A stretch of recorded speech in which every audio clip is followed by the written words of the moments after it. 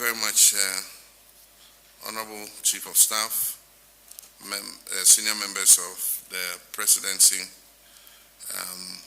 our General Secretary, our Chairman of the NDC, distinguished commissioners of the National Development Planning Commission, invited guests, members of the media, ladies and gentlemen.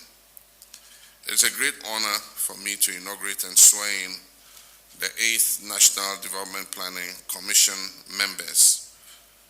Established under Articles 86, 87 of the 1992 Constitution, the Commission's mandate was further reinforced by Act 479 of 1994. These provisions empower the Commission to prepare national development plans, monitor and evaluate the performance of government programs, and provide informed advice to the President and Parliament through rigorous research and policy analysis. This is a significant mandate that demands broad consultation and active engagement with citizens across all sectors of society. Over the years, the Commission has upheld this responsibility, and I trust that under your leadership, it will continue to do so with renewed diligence, integrity, and commitment. Article 36(5) of the Constitution enjoins the President to present a coordinated program of economic and social development policies to Parliament within 2 years of assuming office.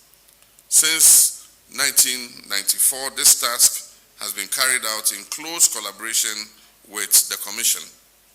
And I'm pleased to note that preparations are underway for my administration's next coordinated program. My office stands ready to support this important process, as the program will reflect not only the vision and policy priorities of this government, but also the collective aspirations of the Ghanaian people. This coordinated program will also be the foundation for the following medium-term National Development Policy Framework, as has been the practice. This framework will guide the operations of ministries, departments, agencies, and metropolitan, municipal, and district assemblies over the next 4 years. Distinguished ladies and gentlemen, permit me to briefly address an issue of growing national interest, and that is the urgent call for a long-term national development plan. Ghanaians increasingly demand a stable and predictable path for national development that transcends our electoral cycles and partisan politics. Here I'm reminded of the words of Osajifo Dr. Kwame Nkrumah in his visionary 7-year development plan, and he stated, "The economic policies will lack direction and consistency unless they are firmly related to a clear vision of the structure of the economy towards which we are moving. It is only in the longer view," he said longer view, "that it is rational to project any really radical transformation of our economic system." And he goes on to say, "In the very short period, we remain prisoners of our past." And so there already Nkrumah was projecting that we should have a longer view of our path of development. Indeed, nearly 70 years after independence, our economy continues to rely heavily on a narrow range of primary commodities with limited diversification and value addition. This reality reflects the persistence of structural constraints that continue to hold us back, proof that in many respects we remain, as Nkrumah said, prisoners of our past.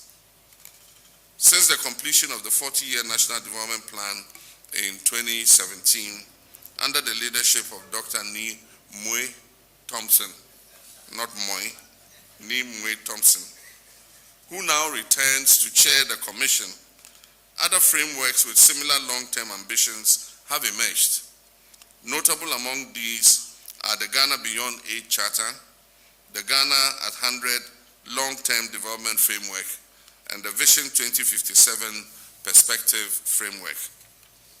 I urge the Commission to consolidate all these various efforts into a coherent, inclusive, and forward-looking national development plan. This must be done in close collaboration and consultation with Parliament and the people's representatives to ensure that the final plan reflects a broad national consensus and is subject to regular review in response to evolving domestic and global challenges. The task before you is immense, but I'm confident in your collective expertise, experience, and commitment. Let us work together to deliver a development plan that charts a bold and transformative path for our dear nation, Ghana, and one that will guide future generations and liberate us from the limitations of our past. I congratulate you on your appointments, and I wish you success in your work ahead, and may your work be fruitful to guide Ghana into a future of immeasurable possibilities. I thank you. I would like to thank you for entrusting us with such an important responsibility. And on behalf of all the commissioners, I'd like to pledge our commitment to fulfill to the best of our ability the duties and obligations that come with this responsibility. I would also like to take the opportunity to shed more light on the structure and work of the Commission for the benefit of the media as well as the general public. There are 37 commissioners, a reduction from 49 in the past. It may still seem large, but they work through 8 subcommittees in the following areas: the economy, with the focus on fiscal and monetary policies, and here I'd like to give a nod to the 2 men of the moment, Dr. Forsen and Dr. Johnson Isiama. We will be working closely with them in drawing on their experience and knowledge. The number 2 is transport and logistics, which will be critical to the development of a 24-hour economy. Number 3, energy and private sector development. Number 4, agriculture and natural resources. 5, employment, productivity and earnings. 6, public sector reforms and governance. 7, social development. And 8, infrastructure and land use.